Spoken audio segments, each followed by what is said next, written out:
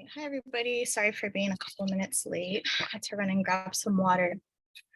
Okay, let me see.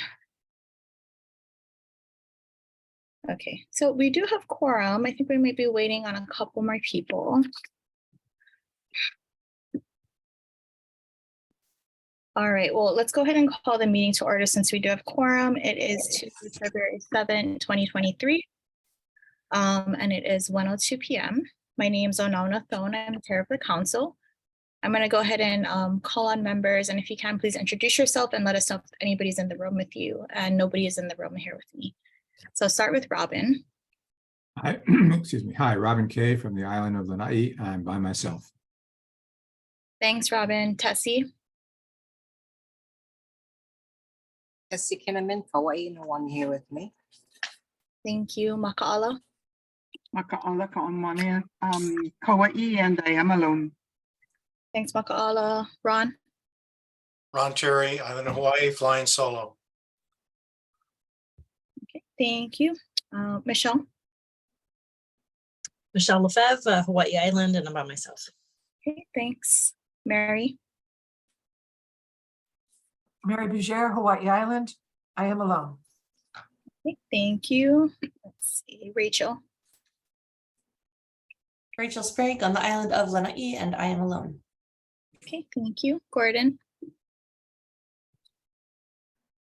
Gordon is on mute. I'm from the island of Oahu, and I have a couple of people behind me. Thanks, Gordon. Dawn. Dawn Higger Nordblom, Island of Maui. I'm alone. Okay, thank you. Steph. Hello, everyone. Steph Dunbar-Coe. I'm on Oahu today, and I am alone. Okay, thank you. And Mahina. Hello, everyone. Mahina Tudor from Oahu, and I'm here alone. All right, thanks, Mahina. So we are missing Roy today. He wouldn't be able to attend. It looks like Mike wasn't able to attend either. I'm gonna go next up on our agenda is the OPSD director's update, but he's not here, so I'm gonna push that back a little bit. And sorry, I skipped around. For ERP, we have Les. Is that you're here, right? Yes, I am. Thank you. Sorry. No problem. Also in attendance, we have our AG, Allison Cato. All right, and Lisa, if you can go ahead and introduce yourself. Hi, I'm Lisa Izumi. I'm representing the Hawaii Public Housing Authority. Thank you. And Ronald Sato. Hi, Ronald Sato here, supporting HPHA. All right, thanks so much. Okay, so like I said, we're gonna go ahead and move agenda item 2 to defer until Scott gets here. So Ron, then I will hand it over to you for the exemption committee update. Okay, thank you. Today we had a meeting with 2 items on the agenda, only one of which came to the council. So the first item was the Hawaii Public Housing Authority, which, if you'll remember, came to the council back in November, was it? For approval to release for public comment. It was released. We got 1 comment that was actually from a council member. We have had a lot of communication with the agency back and forth. They provided a response to the comments and a list, a revised list, and those were part of the agenda for all of you folks, in case you were interested. Our committee took this up by unanimous vote. We recommended to have the Environmental Advisory Council concur with the list. They've engaged in a sincere way with us. We had a little back and forth about some items we had a lot of curiosity on, and they provided great answers and did some subsequent revisions to the list. I feel it's in a really good state now. I'd like to ask Lisa Izumi or Ron Sato if they want to say anything at this point. I'll go ahead. Just want to thank the council for your comments. Should be straightforward. I appreciate it. And just here to answer if you have anybody else have any questions on it. Thanks. Very good. Okay, I would like to now open it up to council members to see if they had any questions about the list or the process. No, I'll just go ahead again and, thanks to Lisa and Ronald for you folks working with us. And I know it was a little bit of back and forth, and thanks for taking the time to respond to our comments. Well, great. I'm not seeing anybody wanting to make a comment. At this point, I think, this item on your agenda constitutes a motion and a second. So I would ask the chair to call for the vote. All right.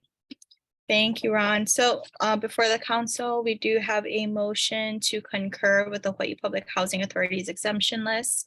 If all those in favor can please raise your hand and keep them up there while I take roll on the votes. Okay, so Mary, are you abstaining? No, you are voting. Okay, here we go. So we do have unanimous with all the members that are currently present, so I will not do a roll call. All right, thank you so much. Okay, Thank you. thanks, guys. So we will have this list published as concurred by the council. It'll go up on our website within how long, Les?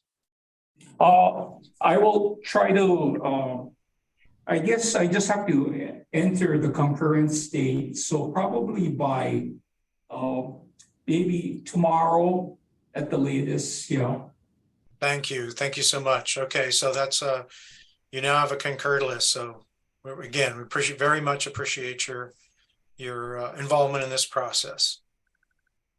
Thank you, folks. Thank you. Thank you, Chair and Council. Yeah. Appreciate it. All right. So we had some other items on the agenda as well. We did an initial look at the School Facilities Authority of the Department of Education. DOE apparently has kind of split its agency into two groups for the purposes of many things, including Chapter 343 compliance. And sounds like SFA is engaging in a lot of capital projects for DOE, but they are a very new, branch of DOE. They just formed last year, and were 2020. Yeah, but they weren't staffed until May, right? Of last year. Yeah.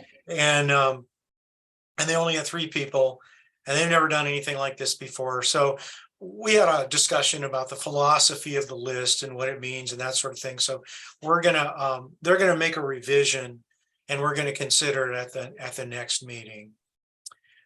We also had on the agenda a discussion of different procedures for initial review.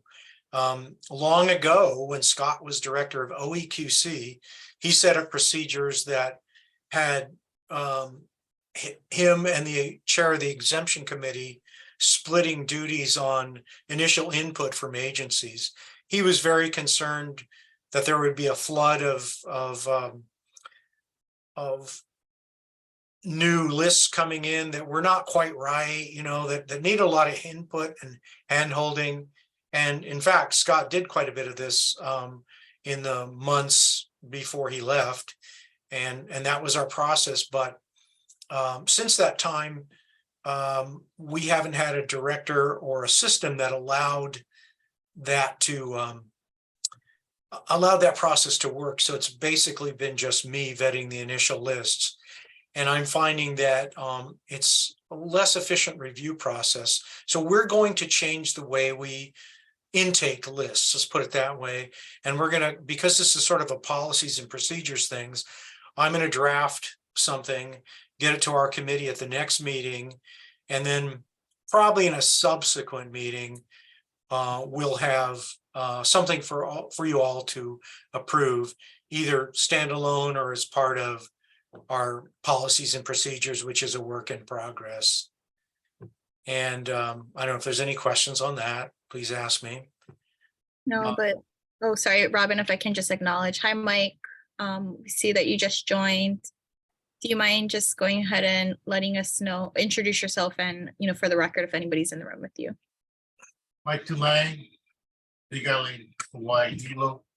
I'm all alone in my room. All right. Thanks, Mike. Robin, did you have a question? Yeah, I wonder if you could give us a peek.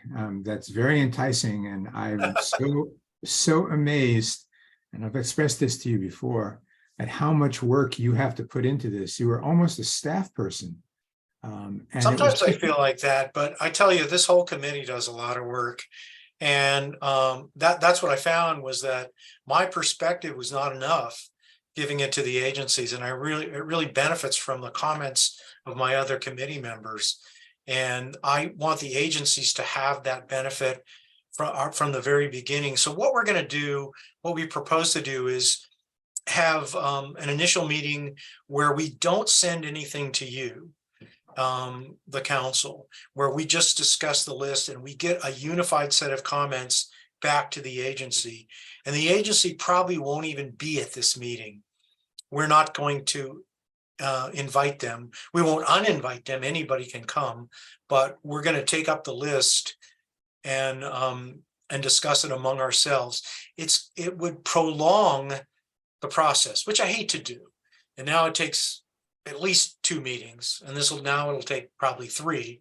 But I think we'll be sending a more unified message to the agencies we work with, confusing them less, and giving them the best possible comments we can at the very beginning.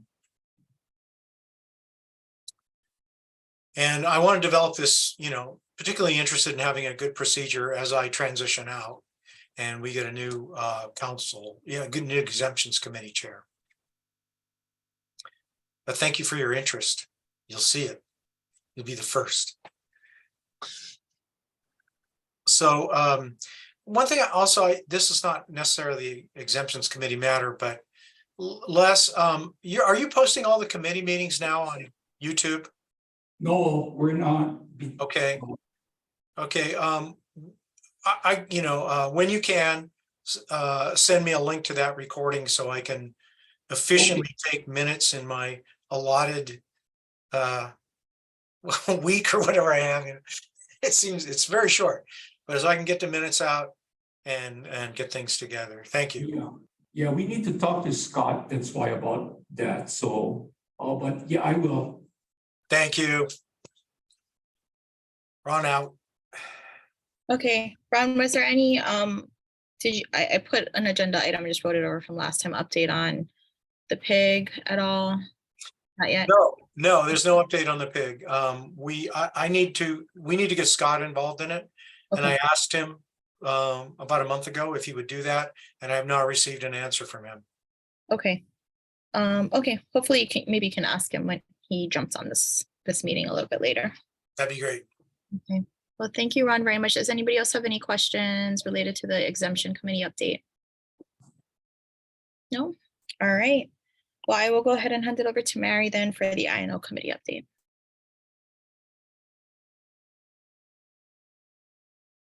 Thank you, Madam Chair. The INO committee is still working behind the scenes with our various forums. Though we've been working independently on the procedures, excuse me. And we find that the necessary procedures are already that we thought we failed in, or we know we failed in last year, but the procedures are there. We just need to have a practical working sheet to tick off that. So I've done some work on that. And since we're meeting in person in March, we're going to finish that work in person, because it's a silly waste of time to try to do it online. And in respect of my professionals that serve on this committee, I can't waste their time that way. So we'll take care of it in person in March. Thank you very much, Madam Chair. All right, thanks very much, Mary. Dawn may have some things to add regarding some work that she's done independently. So we're stay in sync with Sunshine Law. So, Dawn, did you want to say anything about that? Yeah, I talked to U.S. Fish and Wildlife, so we're getting a PowerPoint together of the who, how, what, why you're going to use it. And then I did reach out to DVED, and there is no template flyer for any kind of, presentation. However, If we want to do a press release, they PIO officer, which is public information officer for DBED, needs to clear it with the governor's office. So they need a 10-day lead. So just information when you guys do anything like information stuff. That's about it. Thank you very much. I'm just making some notes. Thank you so much. Anybody else have questions? Robin, you have your hand up. Yeah, I'm sorry. I'm just curious, the last one that you folks postponed, has a date been set for when that will happen? No, it's going to be in June. In June. Okay, great. Thank you.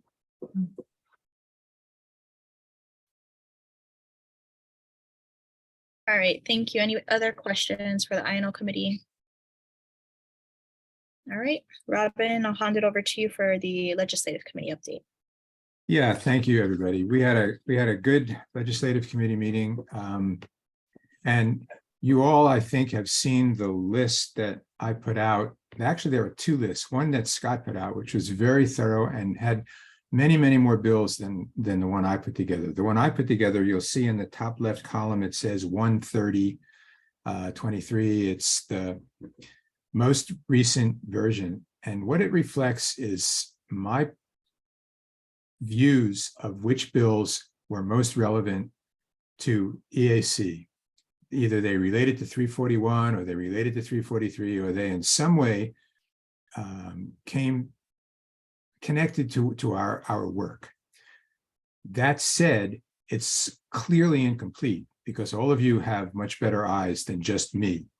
So what we did in the legislative committee was we went through, I think I had about 20 bills. We went through those, and then we added a couple more that are not on your list, and I'll highlight that. But so what I will do shortly is take you through the ones that we thought needed further attention from the full council. We did not make recommendations. We thought we needed a discussion from you first. But then I also would like to know if there are ones on this sheet that you may feel strongly about that we did not deal with, and more important, things that we missed altogether. That makes sense? Okay, so let me take you through quickly. Robin, real quick, I just want to note that the agenda, the date of the list in the agenda is 1/28/23. Sorry. Okay, is that the correct? Yeah, it's list? fine. It's close enough. Okay, thanks. What you guys have will be fine. And I'll send out a revised one at the end of this meeting with a couple of others on there too. And plus this morning, I updated the information on each of them because a number of them had meetings. Some had no action, some had amendments and so on. So anyway, so what I'd like to do quickly is go through the ones that we highlighted. And the first one on that list, if you can see it, is SB 507. And SB 507 is one that Scott, in his new capacity, testified on, and a couple of others as well, but not a whole bunch. It's a very interesting piece of legislation that essentially changes the definition of development and adds a new trigger. It adds wetlands as a trigger. I'm simplifying it. You really need to look at it, I think, and the testimony. It's a very interesting bill. It's, as of, I think, the 3rd, it passed with amendments, and I've not yet seen the amendments. Mary, do you want to comment on it? I thought your comments were very helpful this morning. Scott's testimony points out the flaw, in my opinion, that it introduces a new definition of development. And since development means so much to so many, it's important that the definition in our law be the same throughout. And so, you know, I just think that's really important and a good catch on Scott's part. So yeah, I absolutely. Oh, Ron. Yeah, you know, probably there's a few people in this room who've had to deal with this before and maybe understand, but a wetland is probably the biggest can of worms anybody could ever open up. There are dozens of definitions of a wetland, and I see that they went a long way in trying to define wetlands in the bill. It's almost a page or maybe a page and a half of definitions of what a wetland is. I think there's a flaw in their reasoning unless I don't understand legislation, which could be. But at the end of this long list, the last thing on the series says and, you know, so wetlands are this, and that. Now, I don't know if that means or and. Do they have to be all those things to be a wetland? Here's a definition of a wetland. You know, that's sort of a question of meaning here, but if it's more like or, if it's this or it's that or it's the other thing, any of the things are wetlands. I can tell you that nearly all the land in the eastern half of the island of Hawaii is a wetland. And it essentially would prohibit any further development of the eastern half of the island of Hawaii without an EA or EIS. There is already a law that protects wetlands as defined in Section 404 of the Clean Water Act. And that's administered by the U.S. Army Corps of Engineers. You know, it has three requirements for a wetland. It has to have the proper soil. It has to have the proper inundation regime. It has to have the proper vegetation. Without all three of those indicators, it's not called a wetland. Still, 5% of this island is probably wetland, maybe 10% of the eastern half. Broadening and unclarifying that definition would be very difficult. I mean, any road that anybody built, anything the government did that was not on already developed property would require a wetland study, which is not insignificant. Right now, every EA doesn't necessarily look at a wetland because most places don't meet the core definition of a wetland. But with this broad definition, it's definitely a good time to start a company that does nothing but wetland studies. And you will be making $100 million a year in the state of Hawaii. And because it's not easy to study a wetland. I've done it under the core definition, which is easier to work with because it only has three components.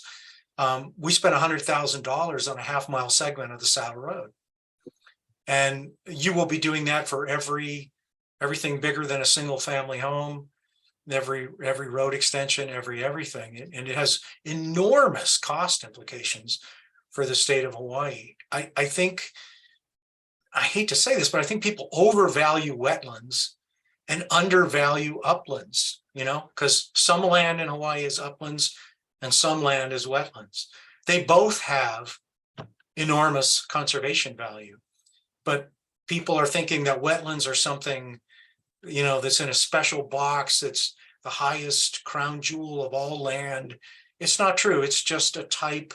It's just a type of land. I completely agree with protecting, the capacities of them, but I don't agree with this bill. Does anybody have, an idea of what was the genesis or impetus for this bill? I mean, have there been projects proposed recently that are aimed at really, impacting wetlands? Anything particular projects we've been concerned about? Gabbard was the introducer of this. And I don't know what the amendments were. It was recent. I just didn't have a chance to track down what the amended version of it is. Ron, have you seen the amendments that they put on this bill? No, I have not. So I guess I have a logistical question for you, Onana. We and the committee did not make recommendations on taking a stand either way. Given the timing, since our next meeting would be in March, is it safe to assume that we would make a decision to submit comments or testimony at the next meeting rather than at this meeting? Is that the best way to deal with it? Well, we already had the action item that allows the chair of legislative committee and myself to submit testimony on legislation of importance. And what we were trying to aim at is that we can't wait a month. I mean, the legislative session is 2 months. So I think if there's a decision that the council wants to take a position on something, I think we've already had that action item. Now, in terms, Yeah. Go ahead. No, go ahead. Yeah, and so we would just need to know what the council's want is, what would be the nature of that testimony before going ahead and do it. And, I would ask, for any bills that we propose testimony for. I mean, I'm one person, I can only draft testimony to so many bills. Testified on 2 bills last week, and with my workload, I mean, even getting testimony in and whatnot, it's a lot.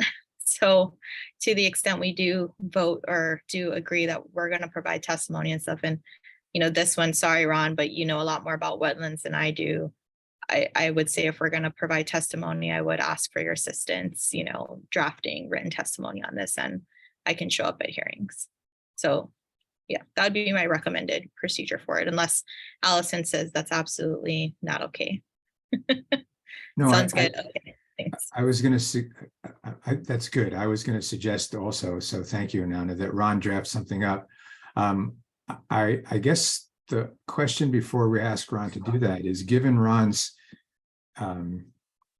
issues, challenges, questions, are we in agreement that we position this as testimony, as comments rather than testimony, or do we want to do it as testimony? And if testimony, are we all in agreement that it should be opposed? I want to say that I think comments are better. And even though I personally oppose the bill, I think comments would be better. I know there's not a person in this room that is opposed to protecting wetlands. And I don't want to make it sound like the Environmental Council is, because I'm not. I have more concerns about one, overstepping, as Scott apparently said. I haven't read his testimony, but redefining, creating another trigger. We could do that for forests too. We all love forests. So if something happens in a forest, we could say you need an EA. And we all love safe school zones. So we could say if something's within a mile of school, you need to do an EA for it. You just kind of go down this huge slippery path. Then my second point I would make is that someone needs to do an economic analysis of this. And to make a commitment like this without considering the economics would be foolish. I think that legislators and many others think that wetlands are really simple. You can just walk in, you can just walk up to it and you'll know it. It's easy. And it's true sometimes. Honolulu, yeah, that's a no-brainer. But there are many situations that are gray. There's way more gray than there is black and white. And I'd just like to make that point. Let me suggest, Steph, you have a question or comment? I just wanted to comment on some of what Ron's sharing. I agree with you in the complexity of wetlands and unintended issues with changing or complicating their definition. I would also add that I think it's going to get more complicated with climate change, right? As sea level rises, wetland delineations are going to change. And so I would ask that if we are going to provide comments, that that we note that. I like to add to that too. I got contacted by Department of Transportation because they're trying to find out some information about the Army's Okemehame range, which is actually in a wetland, and on the west end of Maui, it's the island of Maui.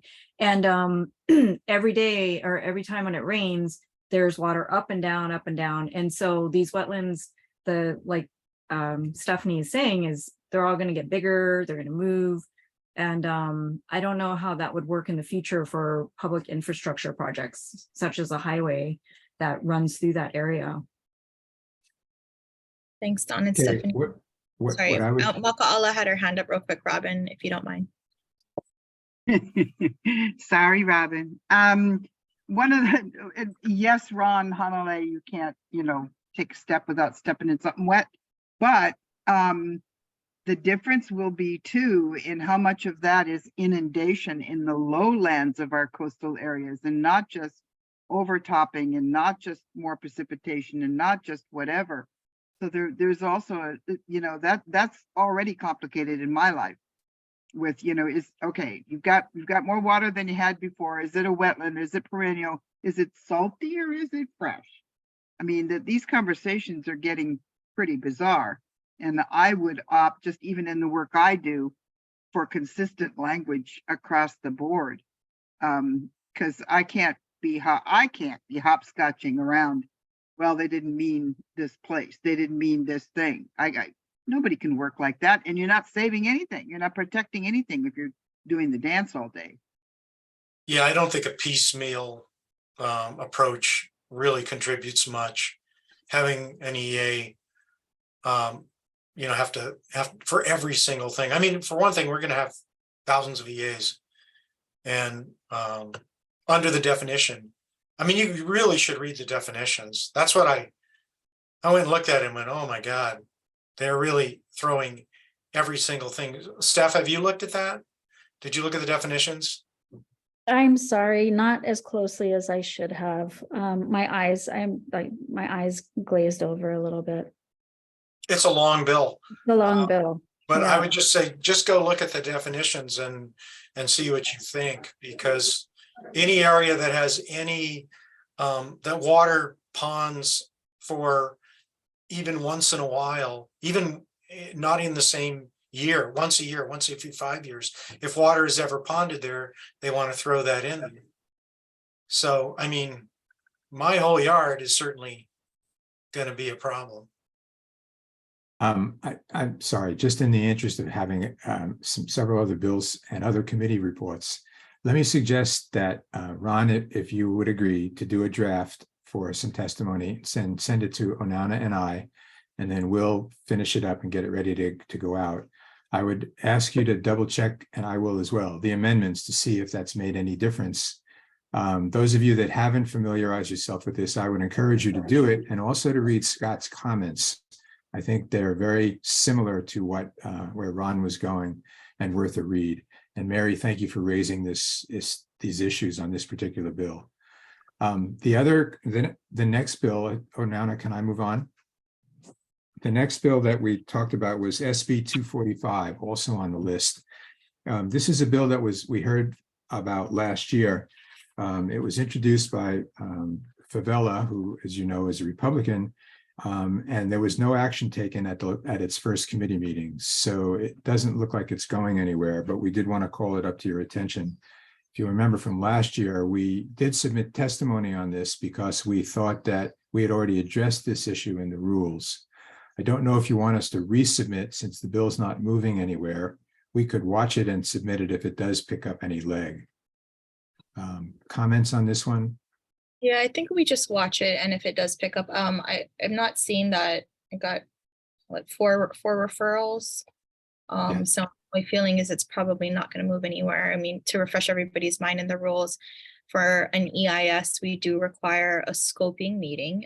It doesn't necessarily say that it has to be a public hearing, which, is a term of art in and of itself, a public hearing versus a scoping meeting, right? In the community, but typically folks do it in the community where the action's located. An EA does not have a public meeting requirement. So he wants to, expand the requirement beyond that. So I think we could, monitor it and draft comments to that effect, just to clarify what is already required in the rules. Oh, Nana, could you explain what, I know that it's chapter 91 for any rules you make for the process, but under what administrative rules do we hold a hearing and under chapter 343? That tangles me up in knots thinking about that. There are no public hearing requirements in chapter 343. So public hearings it comes into play when you talk about contested cases and whether there is a right to a contested case hearing, right? Because there has to have been essentially a matter that was considered at a public hearing, and then you can request the contested case. So isn't that contrary to chapter 343's way of doing things, where we go directly to the court? I don't know what would a hearing, what would be the substance of a hearing, a contested case on a hearing for an EA? There's no right to a contested case under 343, right? So I don't know if they chose the term public hearing. I haven't looked at the bill itself, so excuse me. If they've defined that in 343, that would be included in those comments, right? Again, yeah, so they do use the term public hearing. It's also got 4 committee referrals. Yeah, so my feeling is this probably won't move. But we can, offer comments to that effect on why, if they're gonna, what's required of the scoping meeting and the reason that you do it. May I just make a comment on legislative protocol? There are 4 committees assigned to it, but it's technically just a double referral because each of the committees are supposed to meet together. Okay. And therein lies where the real it's not a quadruple referral, it's a double referral, but with 2 committees on each hearing. And that's, I know I'm losing some in the weeds, but that's important to understand. No, that's very helpful. It's a good reminder. Okay, so we'll watch that and yeah. keep our eyes on that. The third one was HB 749. That's also on your list. Is also something we saw last year. Removes historic sites and the Waikiki Special District from the requirement for EAs. No action it has had no referral and no action. So again, just calling it up to your attention. And then the last one we talked about, I'm sorry, the next to last one was HB 1247.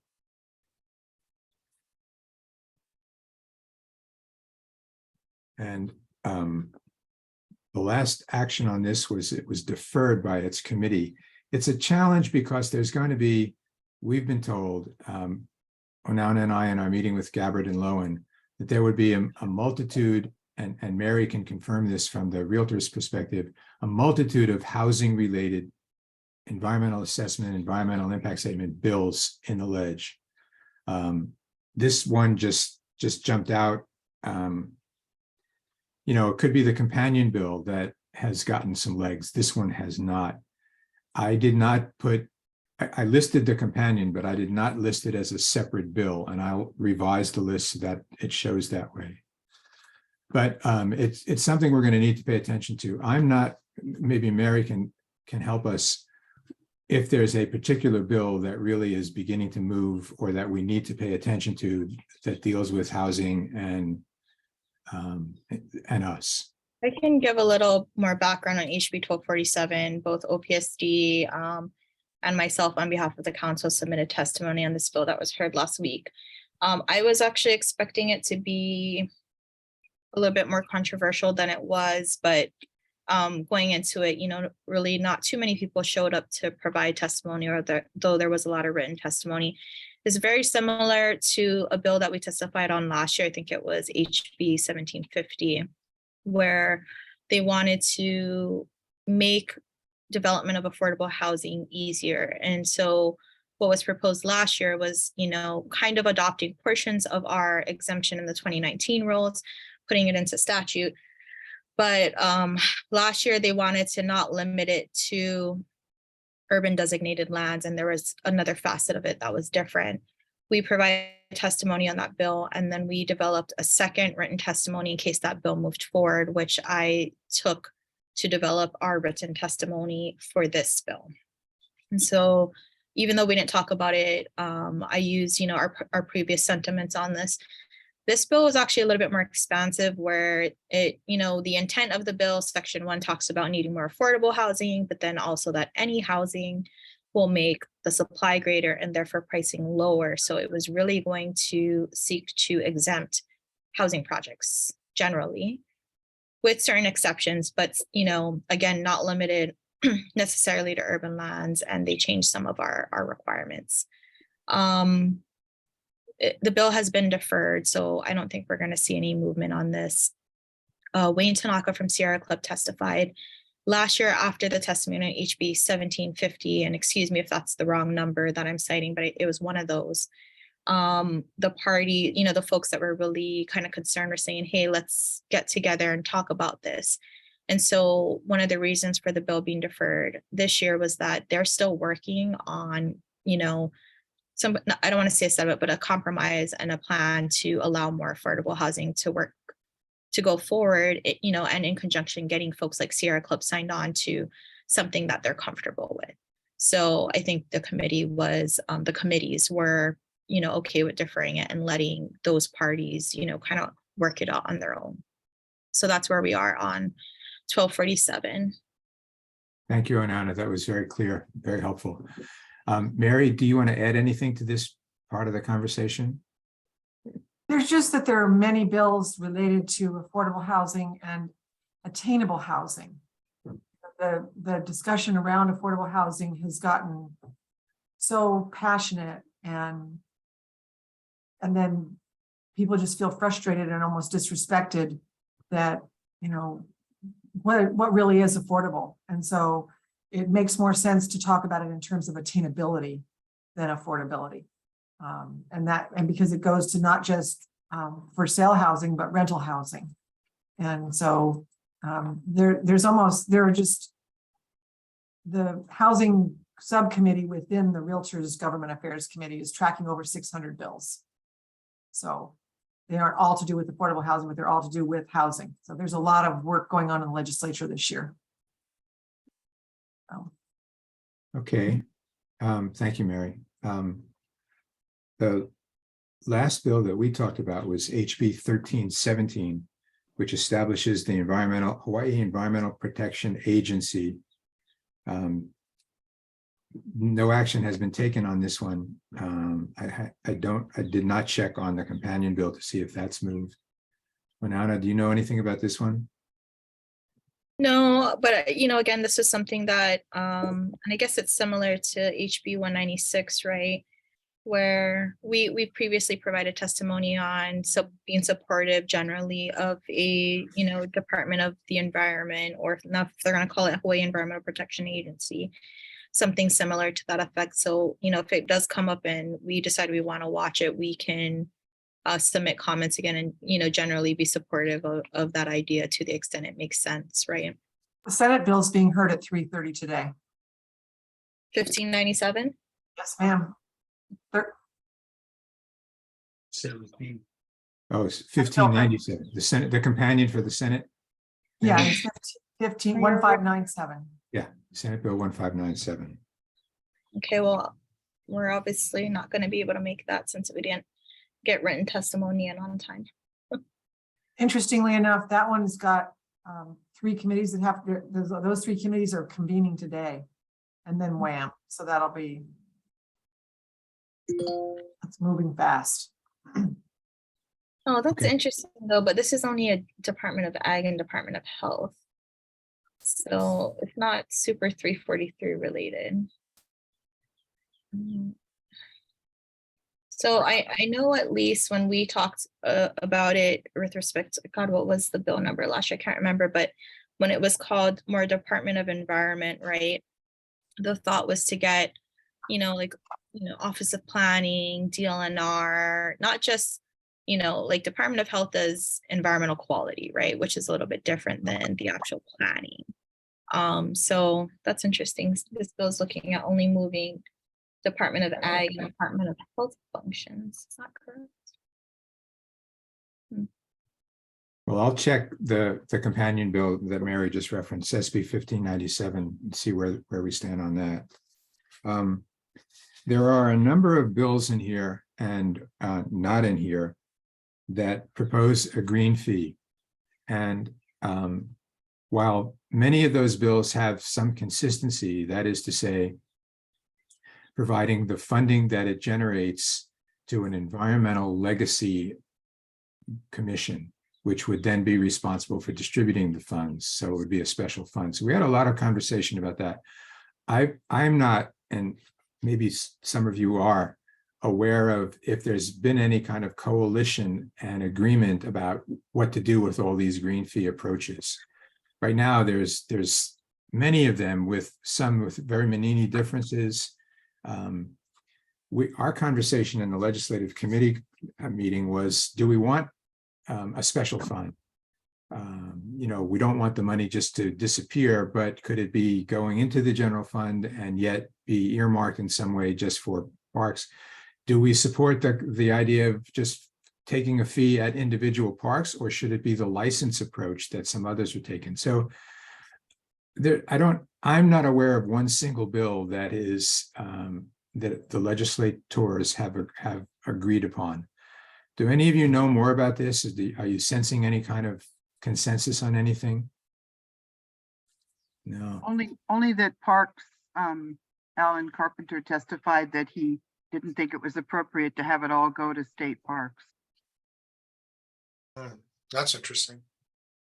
Yeah, because not all of them have a capacity for, for spending money, and some can make money for themselves, like Anna, and, I mean, there's a variety, right? So some can, but he didn't want it all for state parks. He thought that there were many other DLNR lands and efforts, conservation, restoration, that deserved funding as well. I just on these two sheets alone, there are about 10 green fee bills, with none of them, at least on these, having any action and moving forward. So I honestly just don't know where this is going. It's just the new bright and shiny thing, Robin. Yeah.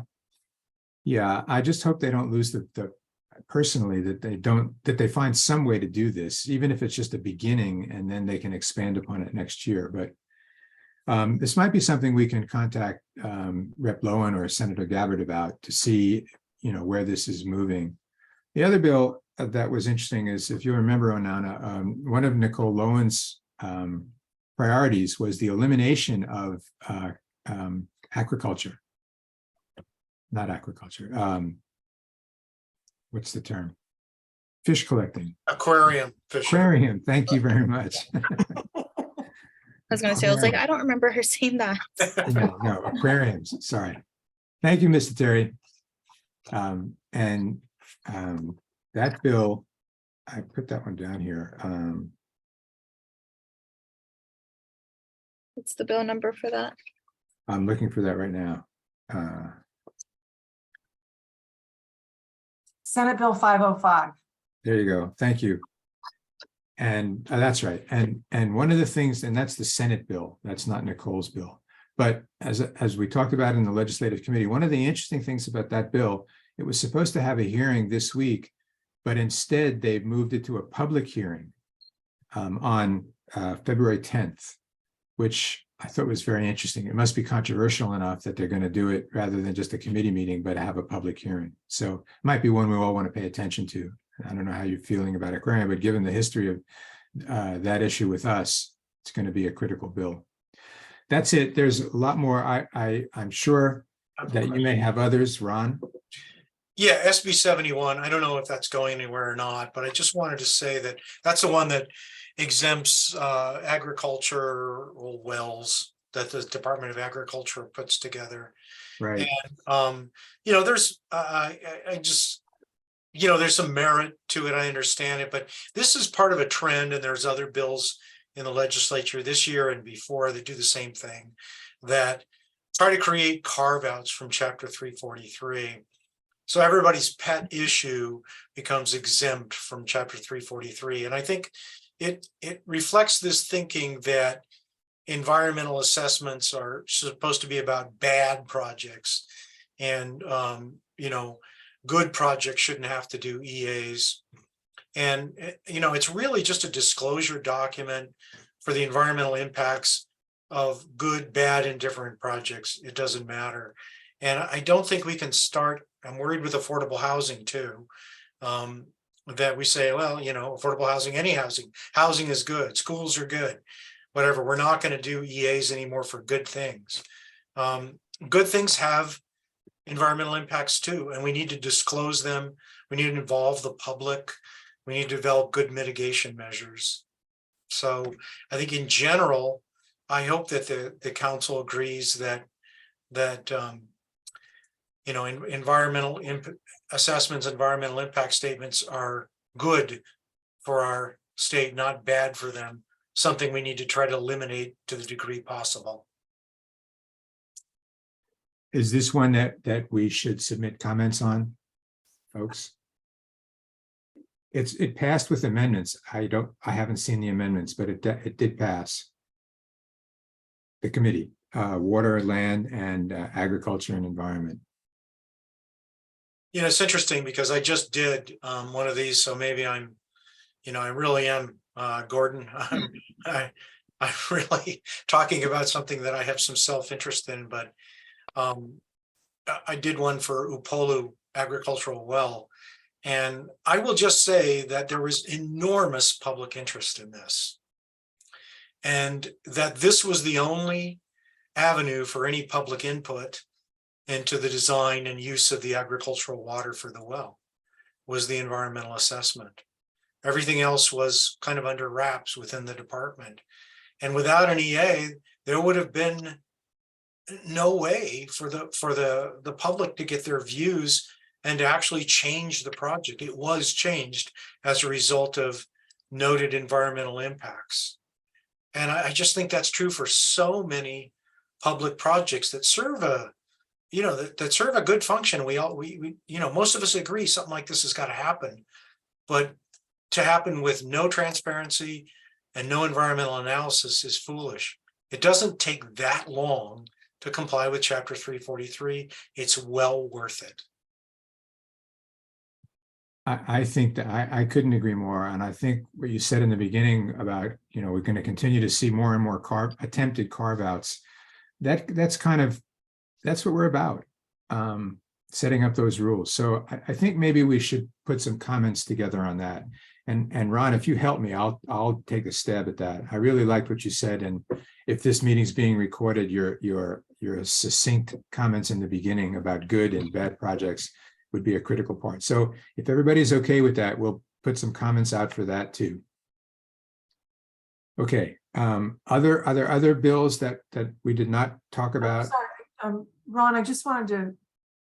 Last year we worked. Realtors worked with Lorraine Noy on a well bill because it was going to modify 508D, which was our disclosure law. And Lorraine was just really she had to have this well thing done last year. And I find it interesting that she's now introduced this bill this year. So I kind of, she seems to be going down a well path about something. And she's, you know, her point last year was that she needed to do it to help farmers, and that people that had wells on their property needed to disclose that those wells were there. But especially on large agricultural properties, it's very difficult to know if you have a well and if it's an abandoned well or whatever. And so we had to spend a lot of time massaging that bill, but it sounds like Lorraine has got some kind of a project going here in her passion for this subject. So I just want to share that with you. Yeah, and I think and Robin, I would like to add that one of the issues that we faced, and Ron knows this, in trying to do strategic planning or community planning or housing or anything else is, do we have the water? And we don't know where all the straws are. We don't know where all the wells are. So I don't know if that's the genesis of her interest or not, but it sure is mine. You know, we looking at affordable housing, attainable housing, whatever you want to call it, in Lihue. And, you know, I mean, there was ink on paper and drawing, you know, and buildings purchased, and then whoops, where's the water? Because we just don't know. So I don't care what angle it comes from, but we got to know where, if we have any water for these things too. You can't build the houses without it. One of the things that I really liked about Ron's initial comments was that this is not just about the well. This is about schools. This is about all other carve-out attempts. I think that's a really critical point. And that's what says to me that the EAC needs to testify. So, okay, any other comments on this, or did anybody have other bills they want to draw attention to? I guess just one comment. It's more of a question to the legislative committee. Are you folks actively tracking these bills so that you have notifications? Because like for me, I can say I'm not. I get too many emails a day. But if we need testimony submitted on something, I want to make sure that somebody is in charge of tracking and notifying the rest of us who either need to draft testimony or show up at a hearing. Can I make that request? Yeah, I mean, I'm on, each of these bills is on my notify me list. Okay. And,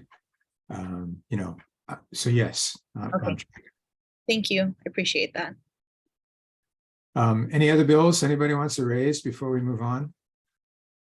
Rachel, did you have your hand up? No. Why not? Okay. Okay, everybody, thank you. Ledge Committee was very good today. It was a good conversation, and these comments just now have been very helpful. And we'll follow up on these. Thank you, Onana. I'm done. That's great. Thank you, Robin, and Legislative Committee. I know that's a lot of work. And Mary, you're always such a good resource for that, for the legislative stuff. So thanks for keeping track of things. Next up on our agenda, it's, again, reviewing now version 6 of the draft policies and procedures. I versioned up, I accepted our last edits. I versioned up to add additional information. I know you folks wanted, or it may have come at the suggestion of our AG, I can't recall, but adding a little bit more information on meeting minutes or posting of video or audio recordings in lieu of meeting minutes. So we do have that in there. There's also added language in section 1F for travel. This is, hoping that OPSD ERP can do its best to balance the cost of flights, but trying to find, the most direct route, especially for those folks that may need to do a connection, right? So to try to prevent lengthy layovers and delays. So that's been added in.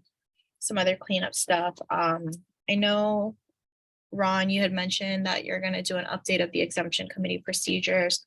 So we'll look forward to reviewing that when it's ready. I think we might, I don't know if we're still waiting on anything specific from folks. Mahina, are we still waiting on a few more things from Rules Committee or Guidance Committee? I think we have some stuff in there, actually. Yes, once I am able to meet with Scott, then we can firm up some more policies. Yeah. Perfect. Okay, thank you. So I'm not proposing that we take any action on it right now in terms of approving, since we know we still have some outstanding pieces come in. I think INO committee are also working on updating some procedures. So, just go ahead and send those to me when we're ready for the next meeting. If you folks do want us to be able to review it, any comments, additional edits would be due on Tuesday, February 28th, so that we can review it and get it on the agenda for March 7th. All right. So any questions on policies, procedures, when you folks review anything else that you're missing, that you think that we're missing? No? Oh, go ahead, Robin. Just kind of a heads up. I think in strategic planning, we talked a lot, and I'll detail it later, about transition. And when I look at the policies and procedures, there's only a couple of sentences in there, and I think we may want to add something to that. Do you have suggested language? Not yet, but I will. Okay. Yeah, thank you. Yeah, happy to, again, expand. This is kind of a living document, right, as we develop procedures. And there is a want for having more stuff to transition, over institutional knowledge. So yeah, I would appreciate any draft language that you want to add in. Okay, so we'll continue to keep working on that document. I guess, Robin, I'll go ahead and hand it over to you then for the strategic planning committee update. Okay.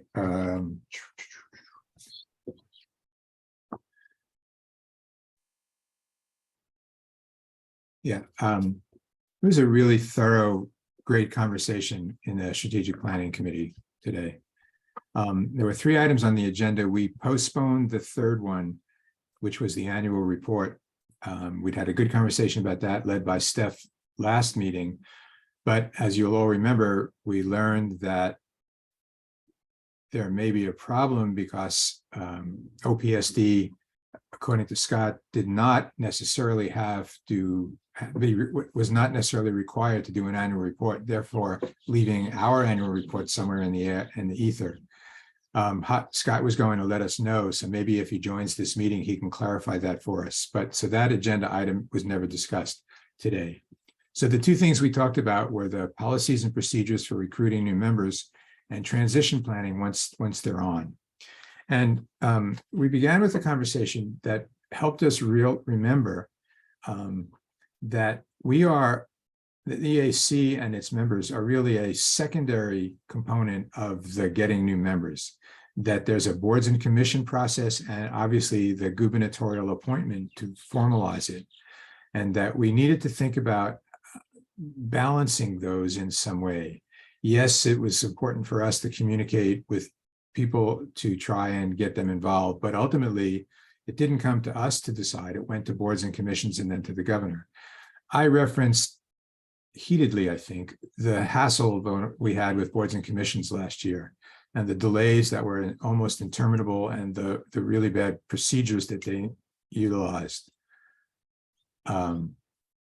And so I think that we just need to be sensitive. One of the things that came out of that discussion was, well, Nana, you and I might want to check back with boards and commissions to see if in fact there have been, since we have a new governor who made a point of inviting people to participate in state government, if there's been any kind of interest in the EAC on boards and commissions. I don't know if the person that we worked with is still the same person. I don't know if the governor has beefed up that office. But I think that what we recommended to the larger group is that we follow up and find out where that stands. We thought it would be helpful to take a look at the different categories that are referenced in our legislation. And, you know, what I would like to do is make a chart of that and then circulate that to all of you. So you can all indicate which of the many categories that we are encouraged to reflect do we actually have. So for example, it might turn out that we have no architect on our group. And that might be something that we then think about, okay, which architects do we know that we think might be interested in it? It would help guide us in a little bit of our recruitment, if you will. So I'm going to prepare that and ask Les to circulate it. And I would ask you all to get back on that fairly quickly. It's just, I don't know all of your backgrounds enough to know, but, you know, I would want to know that Ron could check off 3 boxes. And so, except I would also ask that, and I think we talked about this, that we see the terms. So we know Ron's leaving. Everybody talks about that at every meeting. But we need to know who else is going off soon and what categories they reflect. So I would ask you to please pay attention to that when it gets to you. We then switched to our conversation mostly about the transition and orientation. And I've watched Sally, my wife, has been on the Lanai Planning Commission 2 times now. And the Planning Commission has very substantive orientation. Led by that county planning department, but it's complicated stuff, as most of you know. It's about zoning, it's about land use, it's about SMAs, and so even though she, for example, has heard that 6 times, it's still really important for the new people to hear it.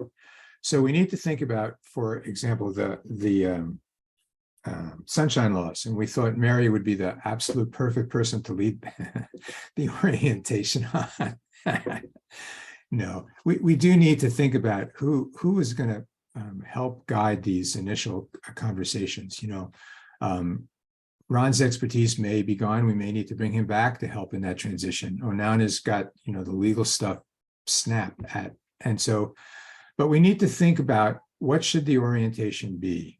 And I'd like to do some more of that. And that's some of the language that I will try and come up with for you, Onana.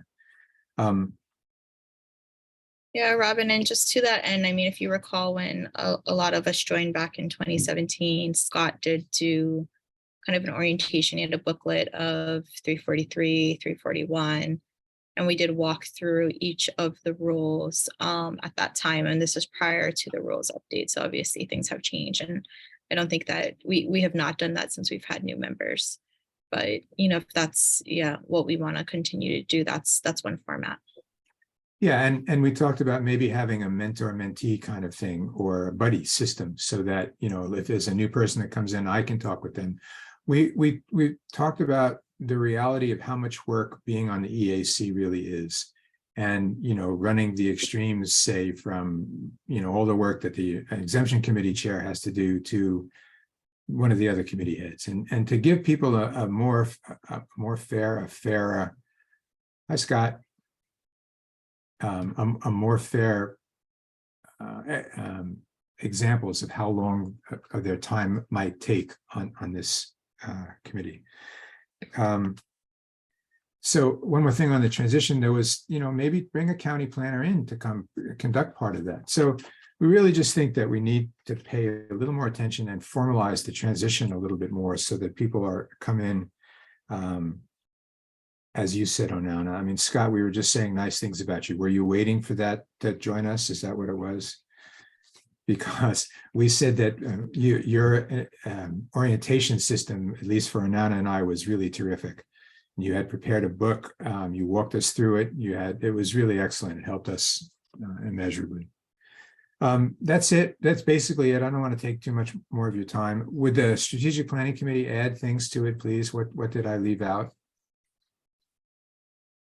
Ron? Oh, that's a thumbs up. Oh, okay. I'll try and put it, I will get that chart around to you. I will ask you again to please respond to that real quickly. Les has the terms, so I can put that together with it as well. Onana, Makala. The only thing I would add that I see in my notes is in the new member training, getting some sort of the AG to develop a code of ethics. Right. And I think that would be helpful. Yeah, that's in my notes. I'll add that the code of ethics. Good idea. And Ron was really had some good articulation about that, and helping people understand that they need to serve the state, not not necessarily the category from which they've been appointed. Anything else? Strategic Planning Committee, you want to add anything? Yeah, I don't know if we want to put it, well, I'm gonna put it in front of everybody. We're talking about looking for people, and I made a comment on our webpage where we have the banner that says Home Environmental Advisory Council Rules Update. Contact us. I don't know if we want to make it easier or put something that says, would you like to join us, and have a link to the application. So if people are interested enough to look at the website, they may be interested enough to click on join us and fill out an application. And maybe we get 3 or 4, maybe we get 0, but at least it's an opportunity for people out there who are following us to I don't know. I just thought I'd throw that out. Gordon, I'm sorry. I did have that in my notes. It will be in my report. I just forgot to mention it today. I think that's a really good idea. Scott and Les, I'm hopeful that we can do that. It would be, are you interested, and link up to the boards and commissions page. So it's a really good idea, Gordon. What else did I leave out? Anybody else, please jump in. Okay, Onana, I think that's the Strategic Planning Committee's report for you. Oh, great. Thank you so much, Robin and Strategic Planning Committee. Glad you folks are thinking about all of those really big picture items, and then, look forward to seeing the report and recommendations, and we can kind of work on, incorporating maybe some of that language into our policies and procedures, or figure out what our next steps are in terms of action items that we need to take. And one thing I wanted to add relative to something you'd said earlier, and that is to thank you, Les, and Scott, for accommodating the Lanai travel issue. The new reservations go direct. We don't have to go and spend 4 days in Molokai. So thank you. No offense to our Molokai friends, but hi, Steph. 4 days in Molokai sounds really nice. Yeah, actually, that would be pretty cool. But thank you, Les. You're welcome. I'm glad to hear that worked out. That was going to be a question I had when we talked about the next meeting. But before we go to that, Scott, so we've basically finished our agenda. So I can turn it over to you for your report. We did go over several bills that are kind of moving through the legislature, which I think we're going to keep an eye on and may, submit testimony if they have further movement. Yeah, I'll hand it over to you. Thank you. Good to see everyone. And there's a lot going on. We're in the middle of I shouldn't say middle of legislative session. We're in the middle of the beginning, where all the bills are out. They're being heard. Things are moving quickly. for OPSD, we are looking at a variety of bills. And in fact, so many things are going so quickly right now, it's been difficult to even pull up a list of priority bills that we're focused on. We do have several admin bills that have been introduced at the request of OPSD. So just to tell you what those are, there's one for us to do a sea level rise vulnerability study that's related to Act 178 from last year. So I'll give you the bill numbers real quickly, and then just a very quick, brief description of the topics. But on the House side, they're HB 993 through HB 998. So 993, 994, 995, 996, 997, 998. On the Senate side, they start with 1291 and they run through 1296. So Senate Bill 1291, 1292, 1293, 1294, 1295, 1296. These are bills that OPSD recommended to the governor for inclusion in the governor's package, and they have been included. Several of them have already been heard in their subject matter committees in the House or the Senate. In fact, today, and I'll have to leave at 3 or a little before 3 to go to one of them that's being heard. So there's kind of a couple of themes that the bills touch on. So the first one, using the Senate version 1291, sea level rise vulnerability study, it's continuation of work that we did from Act 178 that was appropriated, I think, last year or 2 years ago. And again, I'm going to keep these very high level, but the gist of it is that the previous work was to identify which state facilities are vulnerable to sea level rise. And now this one is to put in place the process for figuring out how to protect or address those facilities, harden, protect, relocate, adapt, whatever it is, but to put in place a process for the agencies to follow in figuring out how they're going to deal with it. The second one, SB 1292, is to reshape how we look at rural districts. So of the 4 categories of the Land Use Commission has, conservation, agriculture, urban, the little known, little used rural category sits out there. And so we're proposing some amendments to it to help encourage that kind of buffer area between urban and ag, where towns like Naalehu or Ahoa kind of sit, where they're not really an urban area, they're not really a true full agriculture area. Could rural help address some of the land use questions around preserving some of our towns and their characters? Senate Bill 1293 and Senate Bill 1294 are both related to farm dwellings on IAL lands, important agricultural lands, and trying to provide some clarity on what's allowed, what the incentive is for on these lands for basically farm dwellings.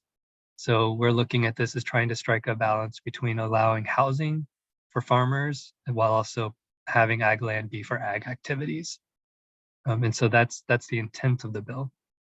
Senate Bill 1295 is a constitutional amendment. It's actually 2 amendments that would basically clarify that tax increment financing is allowed under the state constitution. It's something that gets questioned a lot. There's kind of a cloud in its legal interpretation. And so this bill is meant to clean up that legal interpretation and make it crystal clear that tax increment financing is an option. And that's generally used by counties to help pay for infrastructure improvements. And then the last one, Senate Bill 1296, is for the designation of the state as an economic development district. And this is, at bottom, what it is, it's a federal designation of a geographic area that helps promote economic development and access funds from the Economic Development Agency. So right now, the state of Hawaii gets funds every couple of years to update our economic development plan that we give to the federal government. Having an EDD, an Economic Development District designated, would mean that we would become eligible for annual formula funding from that agency to continuously promote economic development activities. So those are our bills. The admin package, of course, is much bigger. There's a lot more bills in there, including the governor's green fee, climate impact fund, managed retreat, and other types of bills that are being heard and but they're not ones that OP specifically requested. So that's what I'm highlighting to you guys today.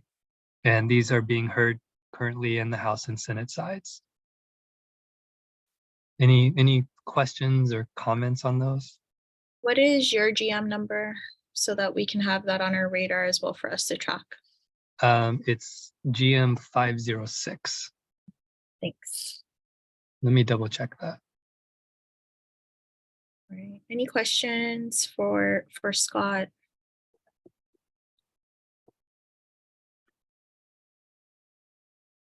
Yes, it's 506. Awesome. Thanks. Yeah, Robin, if you don't mind tracking that one for our list, please. Has that been scheduled yet, Scott? No, it hasn't. Okay.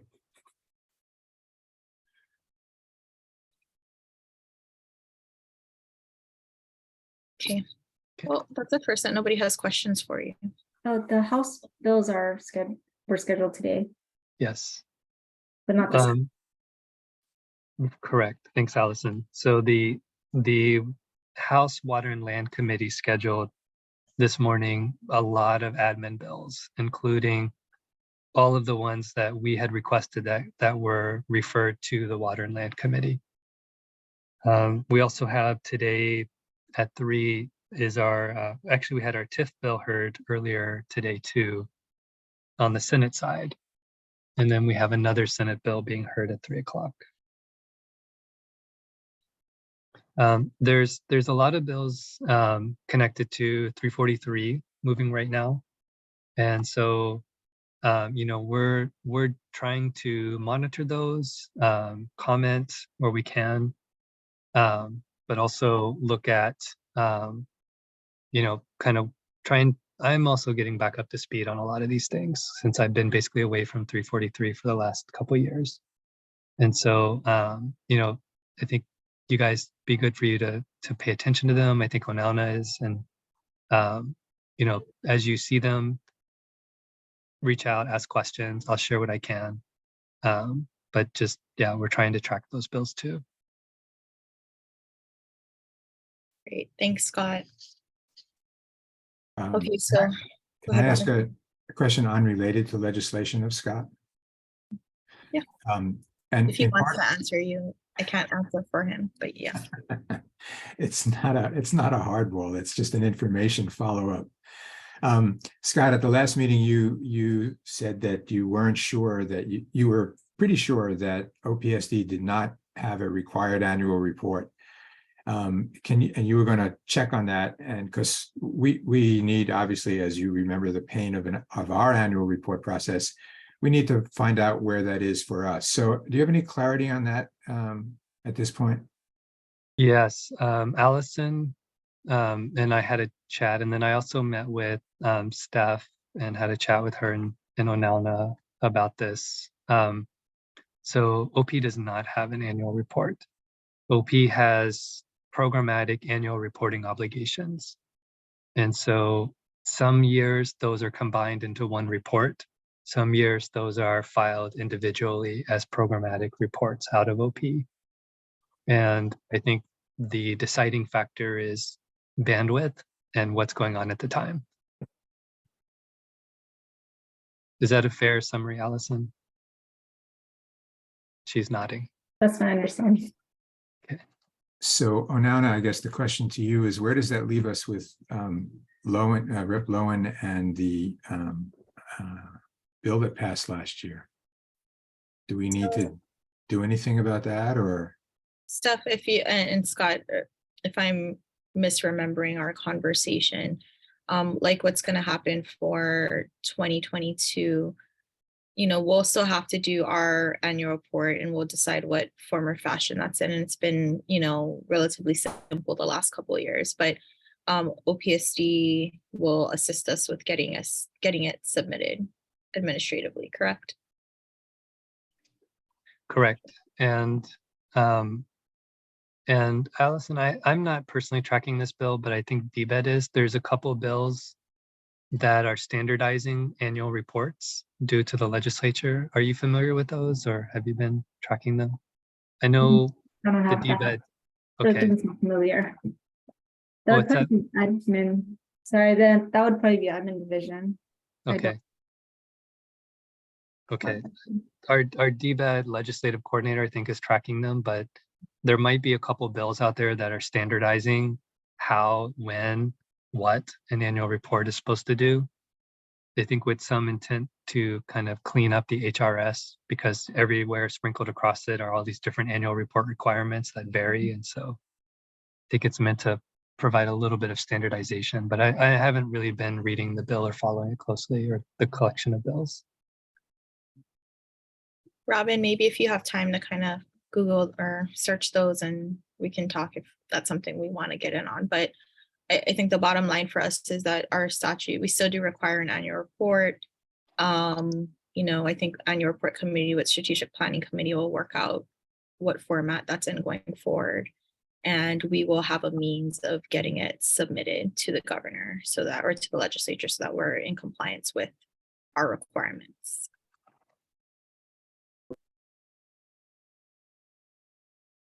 Okay. Well, if there's no other questions for Scott, the only other thing on the agenda is just, oh, Tessie, go ahead. Yeah, if Scott could expand on his testimony on SB 507 on the wetlands definition. Did we, or are we? I'm sorry. Did you submit testimony on the S Bill 507? Yeah, I think I'm- OPSD submitted. Yes. Wait, are you Oh, asking, okay. are you Okay, asking him to summarize it or? Yeah. Let me check. I'll summarize it. He brought up the fact that it was causing confusion over the definition of development. That was what his testimony said. Yes. Yeah, I remember this one now. Yeah, so 343 right now doesn't have a definition of development. And I think we had, you know, because we also do 205A with the CZMA law, and that creates the conditions for the special management areas. And the counties have all of this stuff built up around development and what is development and what is development. We had concerns that sticking the word development into 343 like this would create a lot of confusion at the county level on how does this now intersect with us implementing 205A and the SMA and the shoreline stuff, that we also have to think about what development means there. Then, you know, we've seen this across 343 whenever it runs into another statute and it uses the same word as that other statute, that people are like, well, what definition am I using? You know, what does this mean? How do these fit together? And so that was, I think, our major point we were trying to raise. Those are really good points. Tessie, does that answer your question? Mhm. Okay, great.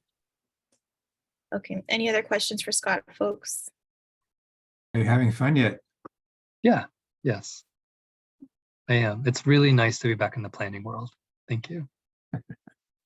Well, happy to have you back and hopefully, so our next meeting is Tuesday, March 7th. It's in person. Hopefully Scott, you're available to join. I know we're still going to be in Ledge during that time. So I don't know if everybody who needs to work out flight arrangements already has. It sounds like at least some of you have. So committees for that day, because they're going to be in person, they will be less in that same room, right? The Land Use Commission hearing room. Yeah, that's correct. Okay. So in terms of for those committees that know you're going to be meeting, we're typically scheduling strategic planning at 8. I don't know if that's possible with coming in person, so I'll need to know. If not, rules at 9, ledge at 10, I know at 11, exemptions at 12. But if any committees are not meeting, then we can shuffle these times. So What's meeting at 8 a.m.? well, we've been having it on the card, on the committee card I've done for folks. We listed it's annual report or strategic planning. We have them in the 8 o'clock spot just because we have so many committees now, right, with strategic planning. But I know that we have some folks coming in from neighbor islands on that committee, so if we need to, I know 8 o'clock's early, so that's why I want to figure out, one, are all the committees meeting? If they're not, we can shift things back. So if you folks can kind of give some thought to that, maybe earlier rather than later. But if you look at the committee cards, I think the last one we sent out was just a couple months ago. That has all of our committee meeting times. Are there committees that they know for sure they want to meet in person? I know would like to meet in person. Okay, We'll need a ledge committee for sure. yeah, pledge for sure. Okay, I need to assume that exemptions will be meeting. okay. And then strategic planning, you guys will also be meeting, probably. Let me think about that. Okay. What about rules? Not totally sure yet, but I'll let you know sooner rather than later. Thank you. Okay. Yeah, so just as a heads up, I mean, the alternative is to move, again, even the full EAC meeting back a little bit later, to start at 2 if we need to, but then I don't know if that impacts folks' afternoon flights. So yeah, if committee chairs can decide, sooner rather than later, so that we can make sure everybody's flights work out with being in person. Did I miss anybody? I think that's, yeah, 5. Okay. I don't think an annual report committee is as important as a strategic planning meeting, Robin. So if you want to hold that, I think. Yeah, that would be I just put preferable. that on the agenda. That probably would be, I mean, I can see 2 purposes for the strategic planning. One is to go over this transition and recruiting conversation that we've had. And 2 is to, especially now that we know more about the annual report, to get back on that conversation. So, yeah. I wonder if we could move that to the general meeting, Sure. because everybody's interested in it. Yeah, that's an option as well. The other option is if committees don't need a full hour, right? We can, if 45 minutes are sufficient for whatever you're doing, I can do that and, kind of push meetings back so we're not starting folks at 8 a.m. and then having gaps, right? I think 45 minutes would be okay for exemptions. And I think Ron's idea about, we could have, since it's primarily going to be a conversation about the annual report, we might as well just do that as a full council and not have a strategic planning committee meeting. The ledge committee, we need to meet. And thanks to the flexibility, I'm going to come in the night before. So I can do it first thing in the morning, but I don't know about the rest of the committee. So for ledge, you have Mary and Mike coming in from Hawaii Island, and for strategic planning, you have Rachel and Makaala and Ron coming in. Well, And we won't Steph, need you're Rachel, going- we won't need Oh, you're not gonna do strategic planning. strategic, okay. So it's just a ledge. So Mary and Mike. What time are your folks coming in on? My plane lands at 8:23. Okay, I could probably be there by 9:15, 9:15 is the earliest meeting time, okay, maybe 9, but I just, depends on, right? it's crazy app. It'll tell me when I'm leaving, but it won't tell me when I'm going home. No worries, no worries. Well, yeah, we'll see. So if we're not gonna do strategic planning, meaning that gives us a little bit more flexibility, start at 9, and then Mahina, you'll decide if we need a rules committee meeting or not. And, that gives us even further flexibility if we end up not doing that. Okay, well, yeah, think about it. I'm not going home till 6:15, so we can meet at 2 o'clock if you have to. Okay, what about, who else is flying out? Mike and Ron, what flight are you going home on? I'm not sure I know. Yeah, we've had our tickets for this since like November. Okay. Oh, it's the same flights or? Well, but Les sent me my ticket back in November. So I figured he did everybody then. What can I search in Google email? Does anybody know?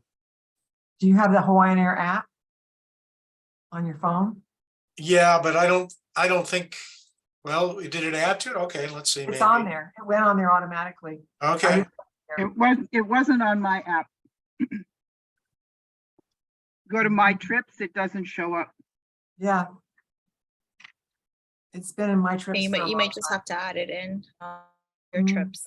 You shouldn't have to add it. Once I know what it is. Well, yeah. Well, what For about now. everybody else coming in? So Dawn, you're coming in from Maui. I don't know, Rachel, Robin, what time are your flights out? My flight out is at 4:35. Okay, so pushing it back it probably won't work for you guys. Mhm. I Then- can't find a travel reservation. I can see the travel authorization, like the TAF, but I am looking for it. So I just emailed Les if Okay. thank you. Yeah, I'm in the same too. situation. I can't find too. my ticket. Okay. Yeah. Okay, I'll let you guys work on that. See if you guys can Sorry, I Google thought it I was and try- helping. No, but try to find it first before you bother Les to resend it. Try to search your guys' emails first, and then if you really can't find it, then I think then reach out to Les. Well, okay, so I don't want to push the full council meeting further back because I assume that flights were made based on us ending by 3:30 at the latest. So we'll wait to hear from committee members if you guys can maybe decide within the next week, and then I'll kind of shoot out an email to let everybody know. That way we can do it. I know previously, excuse me, the last, I don't know how many alternatives I gave already, maybe more than 3, but we also used to stagger in-person meetings. I don't know that we have the ability to do that now since we're doing hybrid and we only have the one room. So unless we do certain committee meetings that are only in person, which I believe under the statute still have the ability to do, we just haven't been, we've been having the hybrid meetings. So the only other place we could potentially have it is in the ERP room if they're amenable to doing that. And we could have 2 meetings at the same time.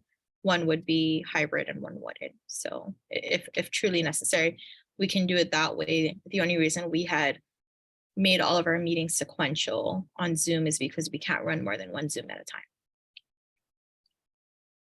So I don't know. Yeah, I just wanted to say that I found my ticket. Les emailed it me on January 27th. Okay, good. Thank you. So if you guys may look that day. And I found, now I found mine, but only the one I'd seen before, which is the going over. I don't have when I go to full trip, it doesn't pull up the return. So I can't answer your question. Okay, well, Moana, if you go back to the beginning page, look, you can toggle over on the right-hand side to your return trip, I think. I was having trouble with that when I found it. Oh, I actually have to push it. So full trip doesn't get me there. Darn. Okay, leaving at 5:35. Thank you, Mary. Okay. Well, What is again, this, a test? It's a test. okay. Oh, Go ahead, Makala. Tessie. Oh, Makala, is mine on your email? No. I can't find mine. Oh. Okay, I'm gonna have confidence in you folks that you're able to do it. Okay, Scott. You fool. I got a heli on. Okay, thanks, Scott. I know you gotta See you go. guys Yeah. in Nice March. to see you, Scott. Yeah, Okay. see you in March, See ya. Scott. See ya, You Scott. don't want to sit around for this? Just I don't understand. Watching everyone search in their email, you can't possibly have better things to do. Sorry, I got testimony I got to run to. Yep. Okay, Yes, take Scott. care. See you all later. So much Hi, for Scott. joining. Yeah, I'm gonna have confidence that everybody, please try to find it on your own in your emails to the best of your ability. And then if you need to reach out to Les, who has other things to do than be our travel secretary, then you can do it if you really, really can't find it, but please try on your own. And for now, we're gonna aim to keep the full council meeting at 1. Yeah, and once I hear back from Mahina, if Rules is gonna meet, then we'll decide whether or not maybe we need to push council back like a half an hour or something. I think a full hour, we'll have people cutting it close, but we'll try to stick to as normal of our normal schedule as we can that day. And meeting in person, again, reminding folks, bring lunch because there's no lunch food. options in the building. There's still lunch options around the area, but you might want to just figure out your lunch things. We cannot eat in the room that we're in for meetings. So either, go outside or Les, are you guys still okay with us going upstairs to eat? Yeah, that's fine. Okay. You're so sweet. Okay. Any other reminders? I think that's kind of it for now. So yeah, again, committee agendas are going to be due on February 28th. But yeah, if you guys can, we'll try to finalize who's on meeting, a little bit earlier than And one last thing, I just looked up HB 185, which is our cleanup bill that we requested. It's being heard on the 14th. So I will repurpose our testimony on SB 422 and get that submitted for the February 14th hearing. Okay. Anybody else have any last thoughts? No. All right. Well, looking forward to seeing everybody. Allison, will you be able to join us in person too that day? Okay. This is just at the where the LUC is, right? Yep. So the room 405. Yeah. Yeah. All right. Well, thanks. Looking forward to seeing everybody in person next month. All Guys right. later. Okay. You guys. Bye, everybody. Hey, bye-bye.